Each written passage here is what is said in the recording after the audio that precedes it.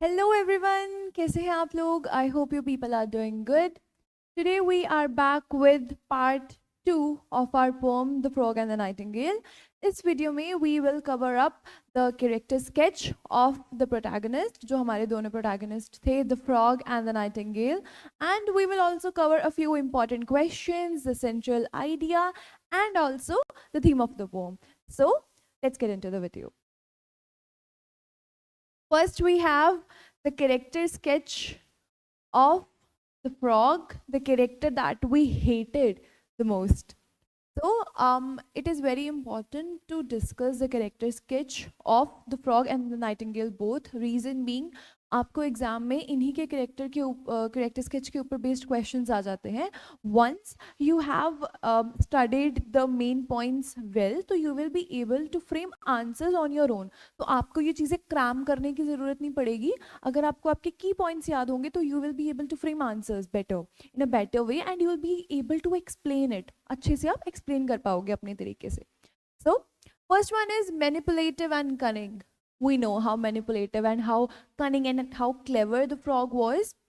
How the frog is a shrewd and sly character who recognizes the nightingale's innocence and uses it to his own advantage. यहाँ पे shrewd और sly का मतलब होता है एक ऐसा person. These are the points जिनके साथ हम एक ऐसे person को कुछ ऐसे words हैं that are used to describe a person जो दूसरे पर्सन को बहुत जल्दी जज कर लेता है एंड उसको पता चल जाता है कि इस बंदे के वीक पॉइंट्स क्या हैं, इसके पॉजिटिव पॉइंट्स क्या हैं, एंड उसी के बेसिस पे the other person is able to take his advantage. तो इन द सेम वे जैसे फ्रॉग को पता चल गया था कि नाइटिंगेल हैज़ नो क्लू कि उसको ऐसा कुछ, he is not a critic, he has no knowledge of music. उसकी तो खुद की आवाज़ इतनी गंदी है that people throw bricks and stones at him.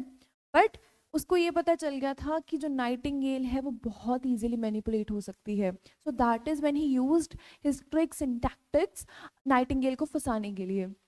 तो he is a shrewd and sly character जिसने क्या किया, नाइटिंगेल की इनोसेंस को यूज किया for his own benefit, for his own advantage. He convinces her that her voice needs training. अब उसने Nightingale को कन्विंस किया कि यार तेरे को ना ट्रेनिंग की ज़रूरत है, आपकी आवाज़ is no doubt good but what does it require? It requires training, a skill that he claims to possess. अब किसी को ट्रेन करना तो खुद एक स्किल है. अब वो स्किल किस में है? फ्रॉग में. तो ही सेज दैट मेरे पास एक ऐसा स्किल है, I have the skill that I can train you well. But when in reality, in contrast, reality में क्या था? He is just jealous of a talent. कोई उसमें ऐसा स्पेशल स्किल नहीं है. He is purely jealous of the melodious voice that the nightingale had. Next is he was arrogant and boastful. Arrogant, he was very rude, obviously very insensitive, and boastful मतलब वो अपनी ही चीज़ों की तारीफ करी जा रहा है, अपने मुंह मियाँ मिट्ठू बन रहा है और कुछ नहीं है. He is just boasting about himself कि ओ मैं तो बहुत बड़ा क्रिटिक हूँ, ओह मुझे तो बहुत सारी चीज़ें पता हैं, एंड लाइक बस ऐसी ऐसी चीज़ों के बारे में अपने अपने ही बारे में वो जस्ट बोस्ट कर रहा है. He is proud of his own harsh voice, the voice that everyone loathed. जो सब हेट कर रहे थे आवाज, उसके बारे में वो ब्रैग कर रहा था कि मेरी आवाज तो बहुत अच्छी है. And boasts about being the owner of the bog despite having no real musical ability. Now he was just saying कि I am the real boss here and I am the owner of the bog. ये tree भी मेरा है and यहाँ पे सब जो है मैं I am the biggest critic here. सब लोग जो है म्यूजिकल के रिलेटेड अगर म्यूजिक का कुछ भी होता है तो everyone comes to me and they ask me first and then they do something. तो मतलब वो जस्ट अपने बारे में बोस्ट कर रहा है कि मैं तो बहुत महान हूँ. Third is he was greedy and money minded. Obviously, we know it, right? The frog is obsessed with making money, although he was super jealous of the nightingale when he found out कि nightingale is so naive कि वो उसको बहुत अच्छे से अपने तरीके से मैनिपुलेट करके अपना काम निकलवा सकता है. That is when his money minded was activated. उसका जो माइंड था वो एक्टिवेट हो गया एंड ही रियलाइज्ड कि I can make good money Nightingale से. So he charges an admission fee from the other bog creatures who come to hear the nightingale's song, further exploiting her talent for his own profit. अब उसने ये चीज़ realize की that people were loving when the nightingale used to sing. The people just loved it. अलग अलग creatures अलग अलग जगह से they used to gather around the tree just so they could hear the nightingale singing. So he realized कि यार ये तो बहुत सही चीज़ है, I can make good profit out of it. So that is when he started charging entrance fee, वो जो tickets बेचने लग गया था नाइटिंगेल के कॉन्सर्ट की, उसके म्यूजिकल शो की, so that he can earn profit from it. Next, he was jealous and cruel. Obviously, he is filled with jealousy for the Nightingale's popularity and fame. Now, he was super duper jealous कि वो Nightingale को मतलब एक तरीके से hate करता था. Why? जब तो वो गा रहा है, people are throwing bricks at him, and parallel में when the Nightingale is singing, people are applauding. लोग इतना खुश हो रहे हैं कि वाह यार क्या गाना गा रही है. वही लोग जो उसको पत्थर मार के भगा रहे हैं, अब वो दूर दूर से निकल निकल के अलग अलग क्रीचर्स हैं, वो जो वाटर क्रीचर्स हैं, है ना, जो वाटर एनिमल्स हैं, वो भी यहाँ पे गैदर हो रहे हैं उसका गाना सुनने के लिए. So he was really unhappy and very jealous of the fame and whatever the appreciation that the Nightingale was getting. So then he is filled with jealousy because of her popularity and her fame. He heartlessly forces her to sing even when she is unwell. So जब Nightingale clearly ये चीज़ बोल रही है that इस weather में she is unable to sing and उसका मन नहीं है, she is not willing to practice more, तो उसकी body physically ही उसको allow नहीं कर रही थी कि वो इतना अपने आप को push कर पाए. Still उसने क्या किया, फ्रॉग ने क्या किया, उसको और ज़्यादा फोर्स किया कि नहीं तू और गाना गा, तू और प्रैक्टिस कर, pushing her to her death for his selfish gain. तो जब वो बहुत ज़्यादा अपने आप को, अपनी बॉडी को पुश कर रही थी, even when she was so tired, she was super exhausted, when she kept pushing herself to sing more, that is when she died. तो फ्रॉग के सेल्फिशनेस की वजह से, we saw it in our previous video wherein I have explained everything in detail, तो हमें realise होता है कि उसके सेल्फिश नेचर की वजह से the nightingale sadly died. Last one is heartless and unempathetic. He was totally heartless. He had no empathy, no sympathy कि वो बीमार है, मैं थोड़ी sympathy दिखा दूँ, या फिर in general भी one should be very empathetic towards others. That he clearly was not. He was just not empathetic. We know it. We have read it. So after the Nightingale's death, अब देखो, एक तो होता है कि हम किसी person को hate कर रहे हैं, we just don't like it, like the other person, right? But when the person has passed away, अब वो इस दुनिया में है ही नहीं, we do have some empathy कि चलो यार, अब that the person is gone, तो अब उसके साथ क्या grudges hold करने, या फिर उसके बारे में बुरा भला हम नहीं बोलते हैं, मतलब ये तो हमारे basic human ethics हो जाते हैं. Comparatively, इस frog को, the reason we hate him is कि after the Nightingale's death, the frog shows no pity. कोई दया, कोई remorse, no pity, no regret, no remorse, nothing. मतलब he had nothing sympathetic or empathetic towards her. He dismisses her as a stupid creature and unfeelingly resumes his own unpleasant croaking. तो वो ये बोलता है कि पागल, stupid creature, died because of her own mistake, which somehow was true. अगर Nightingale ने कभी उसकी बात सुनी ही ना होती, तो आई गेस वो उसका ये हाल ना होता, because she used to sing really well, but just because वो बेचारी उसकी बातों में आ गई, तो you know that is how he the frog led to her end. उसकी वजह से उसका जो एंड था वो इतना टेरिबल हुआ, इतनी बैड डेथ जो है वो नाइटिंगेल को देखनी पड़ी, just because of the frog.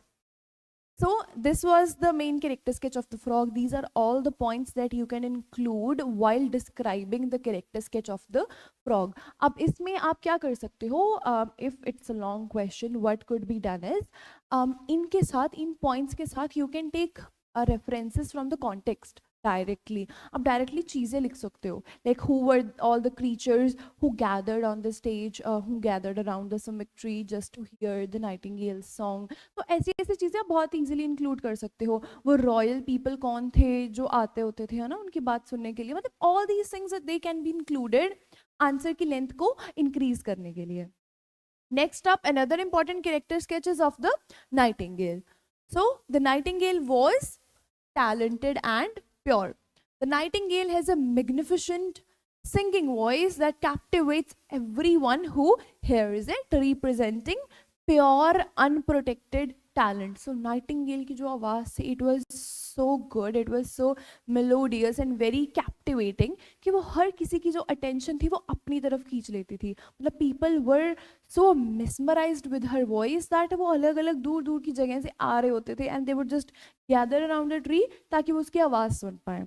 And she had pure unprotected talent, इतना pure, इतना genuine talent था. She was trained by no one. No one wrote songs for her. If you remember, हमने last video में भी discuss किया था, when the frog started criticizing her in the beginning, तो the Nightingale mentions कि ठीक है यार, मेरी आवाज़ इतनी अच्छी नहीं होगी because I haven't been trained yet, but all I know is कि मेरे सारे songs मैंने खुद लिखे हैं. I am the composer.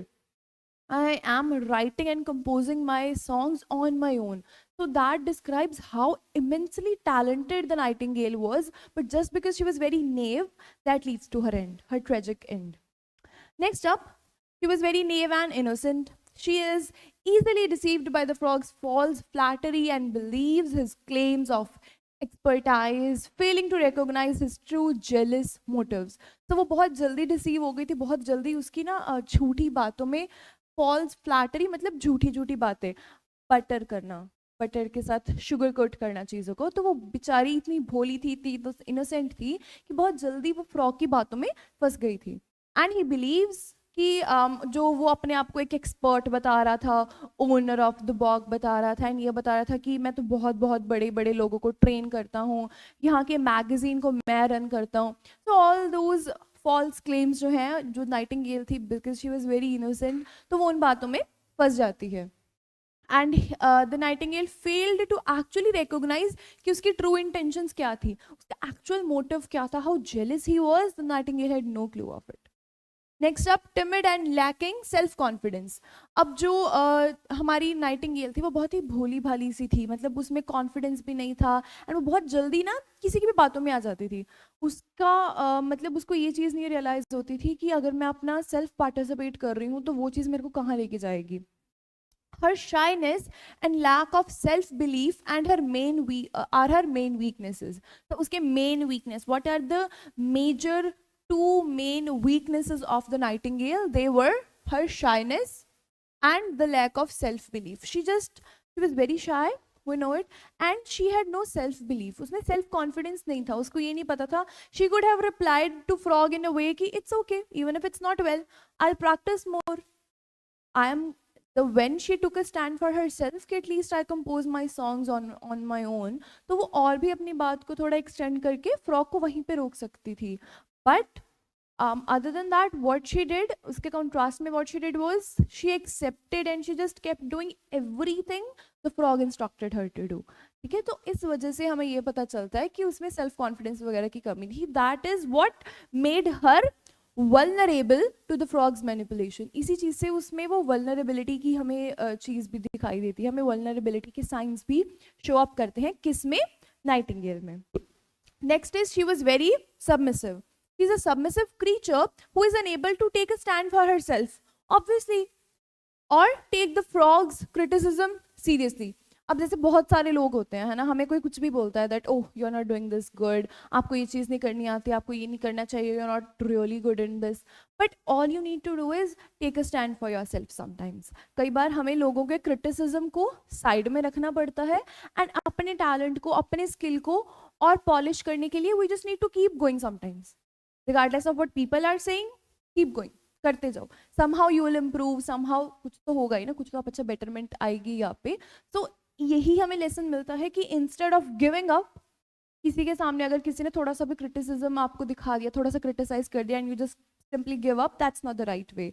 तो अगर आप ऐसे ही अपने आप को बिल्कुल ही submissive behavior पे आ जाओगे तो जो बाद में लॉन्ग रन में जो एंड होता है that is not good. You have seen ना how the nightingale, she was very submissive and she just stopped doing things on her own and started following the footsteps of the frog.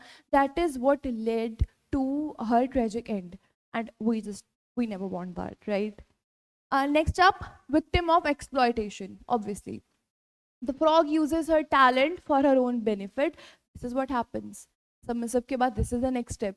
अगर आप किसी की बात बहुत ही blindly follow करने लग जाते हो तो it may lead to your loss and the benefit of the other person, जिसको पता चल जाता है, the one who is taking advantage of you.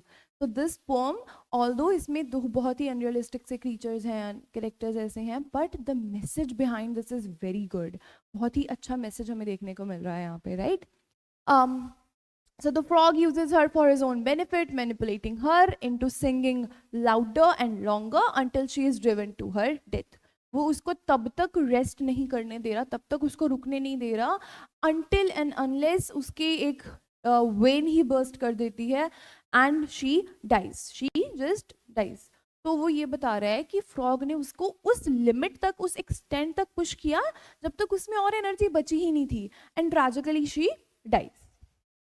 So these were the character sketches of the frog and of the nightingale. बस ये कुछ key points आपको याद में रखने हैं and you will be able to write on your own. Next is, what is the message of the poem? This is very, very important. The message of the poem. So यहाँ पे number 1 is trust your instincts. आपको अपने instincts को ज़्यादा trust करना है, लोगों की बातों को कम. Sometimes all you need to do is go with your gut feeling. जो आपको सही लग रहा है वो करो. जैसे होता है ना मैम, जब कभी एग्जाम्स में हम लोग MCQ अटेम्प्ट करते हैं एंड हमें लगता है कि यार ये वाला शायद सही होता है, बट देन आप थोड़ी इधर उधर से चीटिंग कर लेते हो एंड यू फील लाइक कि यार उसने C ऑप्शन लिखा है, मैं भी C लिख देता हूँ. But the correct answer is always जो आप बाद में चेंज कर देते हो वो गलत हो जाता है, राइट? तो यही चीज़ होती है. Sometimes when you follow your own gut feeling तो वही चीज़ सही होती है. तो you need to follow your heart. All you need to do is follow your heart sometimes, although it is important to listen to people as well. So trust your instincts. The nightingale's downfall stemmed from her naive trust in the frog. So उसकी downfall कब शुरू हुई? इस बेचारी छोटी सी bird की downfall it started when she blindly trusted the frog. जब उसने वो करना start कर दिया जो frog उसको बोल रहा था कि तुम्हें करना है. A creature with no artistic understanding rather than her own musical instincts. So उसने उस बंदे की बात मानी जिसमें खुद कोई टैलेंट नहीं है. वो तो सारा दिन क्रोक क्रोक कर रहा है इधर उधर. He has no talent of his own. He is just giving her false instructions that she is following up. तो इस वजह से क्या हुआ, उसने अपनी म्यूजिकल इंस्टिंक्ट्स को छोड़ दिया, उनको फॉलो अप नहीं किया एंड ऐसे ही किसी रैंडम बंदे की बात को फॉलो अप करना स्टार्ट कर दिया. Number 2, we need to be aware of the manipulators, all the people around us who you feel like कि आपको manipulate कर सकते हैं, आपकी decision को बहुत जल्दी change कर सकते हैं. You just need to be aware of them. You just need to be aware of them. The frog symbolizes cunning, jealous individuals who exploit the innocent and naive to their advantage. तो ये purely हमें एक frog symbolize कर रहा है उन लोगों को जो अपने फायदे के लिए they have the power to change you and to mold you according to their benefit. So you need to be careful, right? Number 3, you need to value your uniqueness. अब हर बंदा सेम नहीं होता. We all have unique features, unique talents of our own. So we need to be very proud of them, right? So the individuals should embrace and have confidence in their own unique talents. So जो special talent आप में है, you should be very proud of it. Rather than अपने आप को बार बार change करना, mold करना किसी और के according, you should be proud of yourself. कि ठीक है, अब see, अब जो frog था, people used to throw bricks at him, है ना? And they hated him. No one was there when he used to sing. लोग उसको बोलते थे, उसको गालियाँ देते थे कि भाई रुक जा. But the frog was proud of his unique voice. चाहे वो बहुत बुरी थी, no doubt, terrible voice, terrible croaking it was, but still frog ने ये बोला कि यार मैं अपना गा रहा हूँ, मेरे जैसी आवाज़ किसी की है यहाँ पे, मैं तो गाऊंगा. तो हमें क्या करना है, अपनी यूनिकनेस को वैल्यू करना है. And we should not let others define our worth. हमें लोगों को ये परमिशन तो देनी ही नहीं है that people will come and define our worth. कि लोग हमें बताएंगे कि आप ये कर सकते हो, ये नहीं. No one should be given this much power in your life. Next is exercise judgment. One should use common sense. One should use common sense and critical thinking to decide who to listen to rather than being easily swayed by flattery or false praise. तो अभी this is the main thing. It's not like कि जो हम सोचते हैं हमेशा वही सही होता है, and it is also not like कि जो हमें कोई और बताए वही सही हो. So you just need to be very able to tell the difference between हमें किसकी बात सुननी चाहिए and who should be ignored. There will be so many people who will just keep giving you life advices ऐसे ही randomly, but ये तो आपके ऊपर है कि who will you listen to and who you are going to ignore. तो आपको जल्दी जल्दी किसी की बातों में नहीं आना है, स्वेयर वे नहीं हो जाना है, ऐसे पिघल नहीं जाना है किसी की flattery butter coated sugar coated बातें सुन के. Last one is you need to recognize your limitation.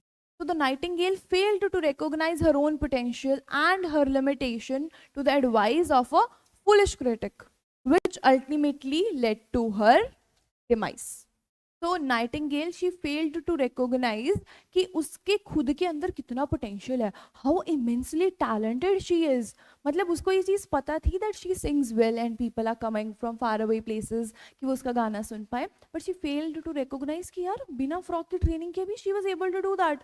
She was able to capture the attention of many people, of the other creatures of the bog, even without his training. वो तो बाद में आया ना, जब when she kept on singing from dusk till dawn वो गाई जा रही थी, that is when he came. But अगर उसको अपने ट्रू पोटेंशियल का थोड़ा सा भी रियलाइजेशन होता तो वो कभी फ्रॉक की बातों में नहीं आती. तो sometimes we need to have a good idea कि हम कितने पोटेंशियल रखते हैं, हम में कितना कैलिबर है. ठीक है. So this is the message of the poem. You may add points इसमें कुछ बहुत and you may explain it. अब जैसे मैंने तो यहाँ पे आप लोगों को आइडिया देने के लिए और कुछ पॉइंट्स से मेन पॉइंट्स याद करवाने के लिए मैंने एक एक लाइन में एक्सप्लेनेशन लिखी है. आप इसमें भी अगेन रेफरेंस टू कॉन्टेक्स्ट के पॉइंट्स कुछ जो है ऐड कर सकते हो according to the marks and the weightage of the question. Next are some questions. ये कुछ प्रीवियस ईयर या फिर मोस्ट रिपीटेड टाइप के क्वेश्चंस हैं, सो आई जस्ट थॉट कि हम ये भी कवर अप कर लेंगे जल्दी जल्दी. Number one is bring out the irony in the frog's statement. Your song must be your own. You remember after the nightingale passed away, the frog gave the statement, your song must be your own. Now what's the irony here? When the nightingale claimed that her song was original, the frog replied she shouldn't brag about it and offered advice on how to become a better singer. So starting में क्या होता है, if you haven't seen the previous video, I would again say it, please जाके आप एक बार वो वाली video देख लो, आपको ये सारी चीज़ें ना बेटर समझ में आएंगी. एंड अब इसमें होता क्या है, जो नाइटिंगेल है, when the frog started criticizing her, जब उसने अपनी unnecessary judgments पास करनी स्टार्ट की, so the nightingale mentioned कि देखिए ठीक है, I get it, you are being a very good critic right now, आपको आर्ट की बहुत नॉलेज है, but all I am saying is कि ये गाना मैंने खुद लिखा है. And to which the frog replies, ज़्यादा उसमें बोस्ट करने की ज़रूरत नहीं है, you don't have to brag about it. फिर क्या हो गया, एक गाना ही लिखा है. So उसके बाद उसको ये बोलता है कि ठीक है, तेरी आवाज़ is very average, but you need some skilful person to train you, who was the frog himself.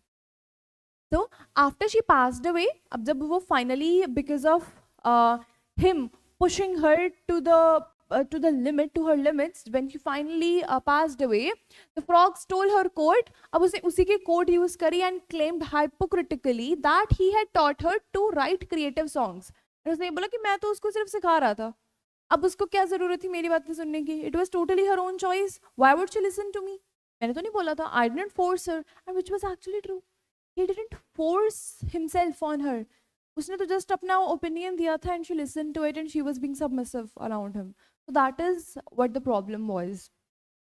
Next question, How did the nightingale react to the applause of the bog dwellers? जो bog के आसपास के creatures थे, जो लोग bog में रहते थे, when they used to applaud for her, जब वो उसके लिए clap करते थे, उसकी तारीफ करते थे, तो how did she react? The nightingale had never before had someone appreciate her music. तो nightingale के लिए ये बहुत ही new experience था, because उसको बहुत life में पहली बार ऐसे हो रहा था that she was being appreciated for something, तो वो naturally she was good at. मतलब that is a skill that she had in herself, she wasn't especially training for it, and उसके लिए she was being appreciated.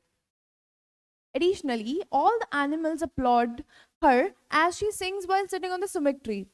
सब उसकी तारीफ करते थे, saying things like bravo, too divine, too good, heavenly, and encore. Encore as in sing more, और गाओ, you are singing too well, too good, sing more please.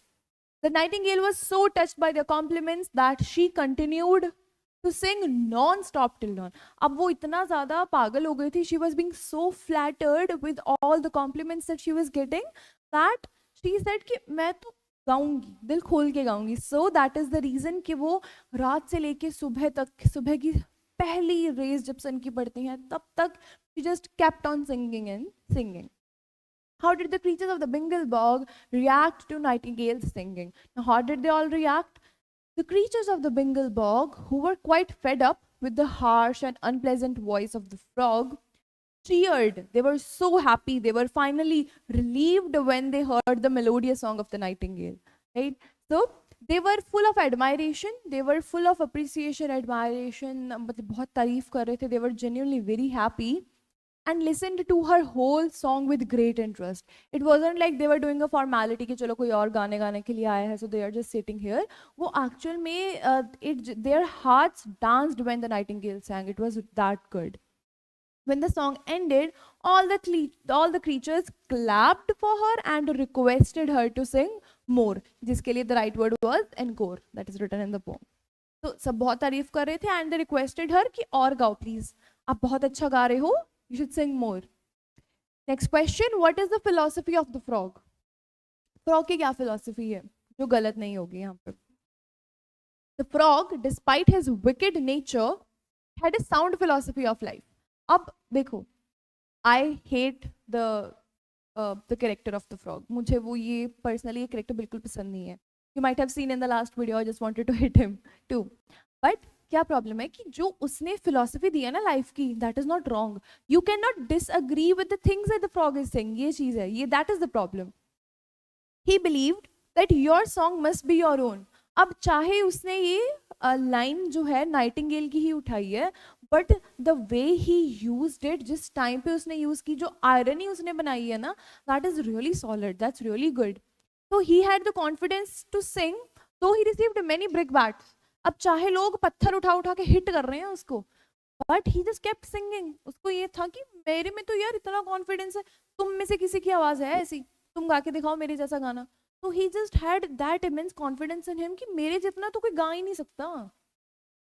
Nothing could possibly stop him. अब दुनिया में कोई ऐसी चीज नहीं थी, कोई ऐसा पत्थर, कोई ऐसा कुछ बना ही नहीं था जिससे कि फ्रॉग जो है वो गाना गाना छोड़ देगा या फिर रुक जाएगा. So nothing could stop him. In contrast, the nightingale was out to please people, and hence she destroyed herself. Now the frog was not singing for appreciation.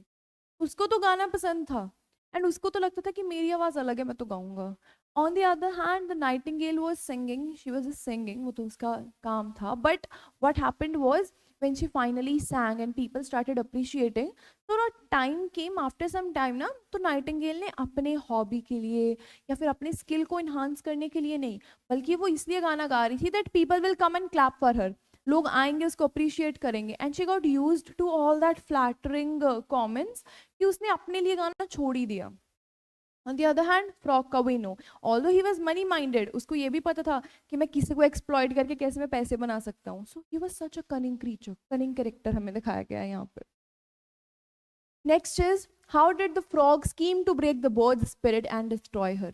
अब frog ने कैसे ये पूरा जो है planning, plotting करी nightingale को completely exploit करने की, destroy करने की. Frog was very clever. Isn't we know it? He appeared before her as a music critic. अब सारा start कैसे हुआ? मैं तो जी म्यूजिक का क्रिटिक हूँ. And he promised her to train her. अब उसे उसको promise किया कि यार मैं तेरे को ट्रेनिंग दूंगा, मैं तेरे को गाना गाना सिखाऊंगा, एंड फिर तू देखना कि तेरी जो सिंगिंग है, तेरे जो नोट्स हैं वो कैसे ऊपर नीचे होते हैं, मैं तेरे को बताऊंगा. He got her addicted to the appreciation of the audience. अब उसने उसको आदत डाल दी लोगों की अप्रिसिएशन की, forcing her to practice in bad weather, and he broke her physically and mentally as well by constantly scolding her and undermining her confidence. अब उसने, when it was raining, the weather was not good, the nightingale, she felt like she's not well actually, physically, mentally, she was not well, and she was not abhi fine enough to practice more or to push herself any further. So that is when she told the same thing to the frog while he pushed her कि नहीं तो करना पड़ेगा, you just need to sing well, what are you doing, you need to attract audience, you still have to pay me, तूने अभी भी मेरी fees नहीं दी है, तो जब तक तू गाना नहीं गाएगी, ऑडियंस नहीं आओगी आएगी, हाउ विल यू पे मी बैक, तो मेरे पैसे कैसे आएंगे फिर। तो अब उसने उसको फिजिकली और मेंटली इतना ज़्यादा एग्जॉस्ट कर दिया था, उसको स्कोल्ड करके, उसको बेचारी को डांट डांट के, और उसके कॉन्फिडेंस को बिल्कुल ज़ीरो पे ले आया था, बिल्कुल ही उसको अंडर एस्टिमेट कर दिया था उसने। He also forced her to practice when she was not up to it. अब वो उसकी वो फिजिकली इतनी कंडीशन उसकी थी ही नहीं, वो ऐसे सिचुएशन में थी कि वो गा ही नहीं सकती थी। To which one of her vein burst and she died. अब उसने अपने आप को, अपने लंग्स को, अपनी बॉडी को इतना ज़्यादा इतना प्रेशर, इतनी फोर्स एक्सर्ट करने की ट्राई करी that a vein from her body it burst out and she sadly died. Next is, in spite of having a melodious voice and being a crowd puller, the nightingale turns out to be a loser and dies. Now this question is very important.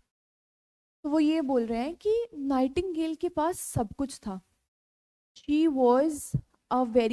She had a very captivating voice. She was an attraction spot for the audience and लोग दूर दूर से उसको सुनने के लिए आ रहे थे. But still, at the end of the poem, she is proved to be a loser. The loser who just died. How and why? Let's see. So the nightingale had an enchanting voice that captured the attention of everyone, that had the ability to capture everyone's attention. The cunning frog decided to ruin it all, obviously. Decided to ruin it all. The nightingale was a knave, बेचारी भोली भाली सी थी, and poor judge of character. उसको ये नहीं पता था, वो frog के जैसे स्लाई नेचर की नहीं थी, वो लोगों को देख के जज नहीं कर पाती थी, वो बहुत भोली सी थी. She comes under the influence of the manipulative frog who trains her in the bad weather and makes her over practice against her own will. उसकी ही मर्जी के खिलाफ जाके उसको ही ऐसे वेदर में प्रैक्टिस करवा रहा है जिसमें उसका गाने का मन ही नहीं है. As a result, अब हुआ क्या, उसका आउटकम क्या निकल के आया? The nightingale lost it all. अब nightingale, she just lost it all. She lost her confidence, first thing. She lost her interest in singing. जिस वजह से वो आई थी और उससे ट्रेनिंग ले रही थी, अब उस चीज में उसका इंटरेस्ट ही नहीं रहा. Now she is no longer willing to sing. So she lost her confidence. She lost her interest in singing. She destroyed her mental peace and at last her life to the frog's foolishness. So overall she destroyed herself. एक stupid से creature की बातों में आके, and when she was unable to take a stand for herself, that came out to be the reason that her life ended tragically. The bird's gullibility leads to her tragic end. Gullibility का मतलब होता है भोलापन, बहुत ही जल्दी किसी की बातों में आके मैनिपुलेट हो जाना.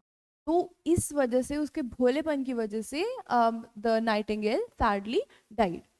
Explain the lines. And the sumach tree was bored with the breathless titled crowd.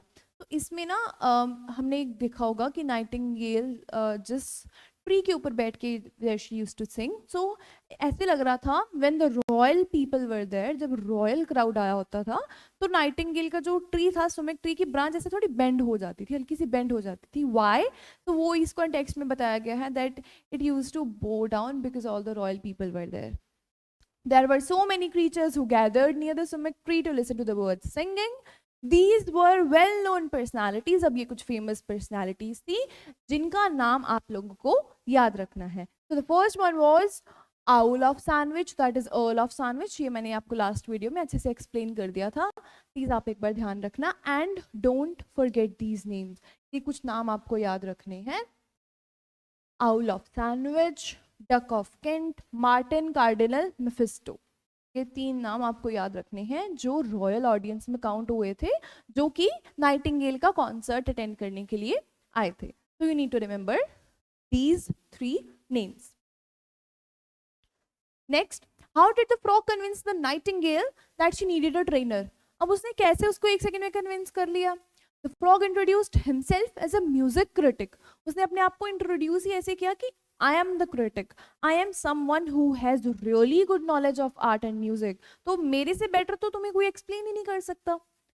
So she was in charge of overseeing all musical performances in the bog. By doing this, He makes an impact on the nightingale and encourages her to ask about her song.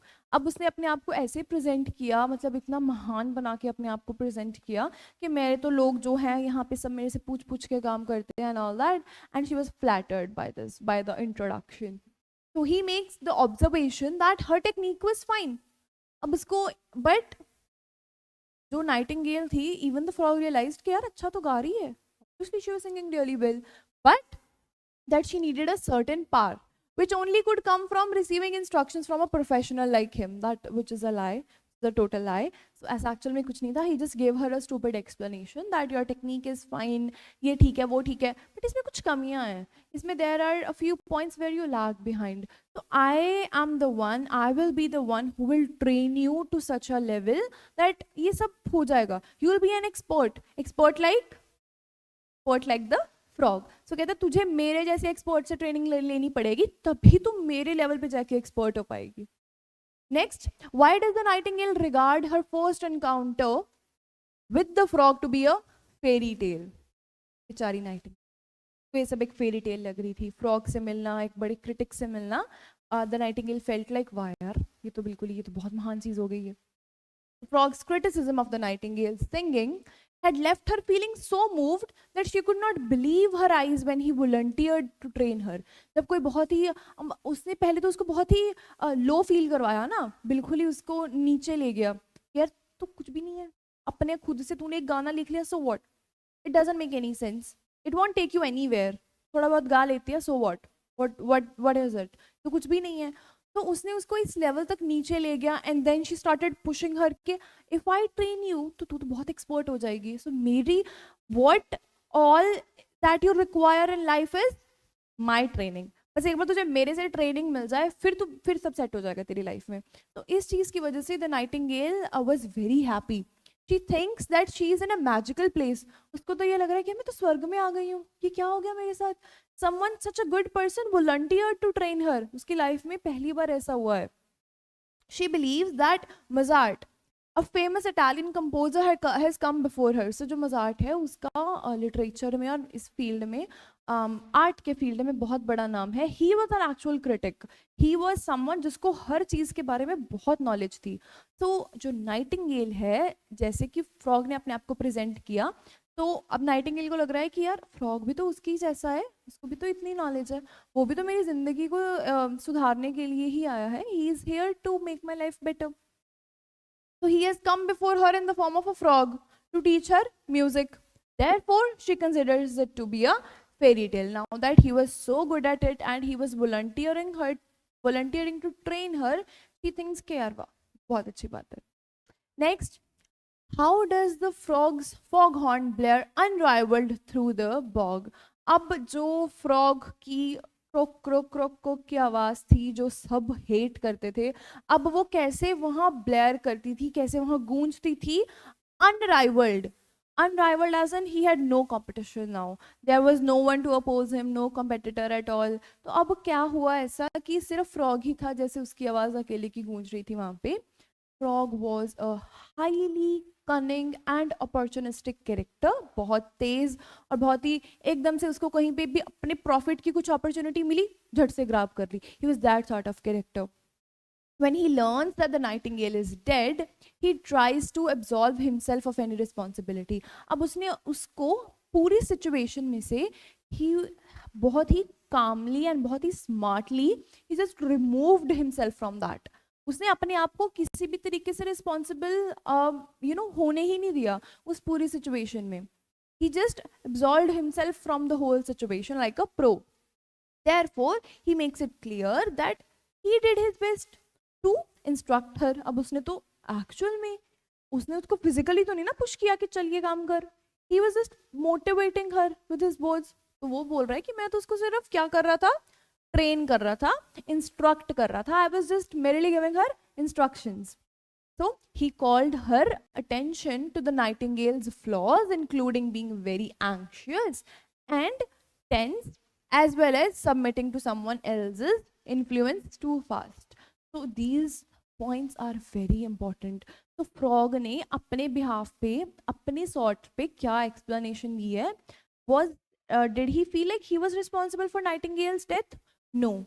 So what was his explanation to it? That was, उसने बोला Nightingale है वो Nightingale के flaws को count करवाने लग जाता है. कैसे? नंबर 1, एक तो बहुत एंशियस थी, ऐसे घबरा जाती थी हर छोटी छोटी बात पे. इतना तो कुछ भी नहीं हुआ था, वो मुझे मना भी कर सकती थी कि मुझे नहीं सीखना आपसे, बट वो तो हर जगह पे एंशियस हो जाती थी.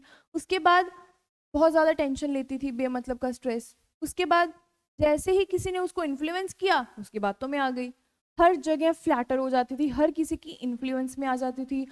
Number 4, she never took a stand for her self. उसने कभी अपनी बात रखी ही नहीं है, उसने कभी ये चीज़ बोली ही नहीं कि मुझे ये काम नहीं करना, है ना. मतलब एक स्ट्रॉन्ग इन्फ्लुएंसिंग वे में कभी उसने ये चीज़ कहा ही नहीं. She never properly refused. That was the reason which led to her terrible demise. So at the end इसकी वजह से sadly she died, and the frog's foghorn once more echoed over the bog in this way. तो इसी वजह से there was no rival of the frog, and अब वो अकेला ही इधर उधर जो है अपनी गंदी सी आवाज में गाता फिर रहा है. So this was it about our video. We have covered up the major questions. And हमने लास्ट टाइम प्रॉपर एक्सट्रैक्ट्स भी डिस्कस किए थे, हमने वर्ड मीनिंग्स डिस्कस किए थे, आज हमने कुछ क्वेश्चंस और की पॉइंट्स भी डिस्कस कर लिए. सो मेरे अकॉर्डिंग ये पोम आपकी बिल्कुल कंप्लीट हो चुकी है. All you need to do is revise it. जो भी आपको स्पीड ठीक लगे उस पर लगा के इसको देखो, just revise it properly. And if you feel like there is any other question which is there in your mind, you may write it in the comment box below. I will read it and answer it as soon as वो मेरे पास पहुंचेगा. So please subscribe to our channel if you haven't. We will keep posting the videos of every subject. and आप लोगों के लिए तो ये बिल्कुल एक ऐसा प्लेटफॉर्म है जहाँ पे आपको सब videos, every subject video in detail बहुत अच्छी एक्सप्लेनेशन के साथ मिल जाएगी. So subscribe if you haven't, and I will see you in the next video. Bye bye.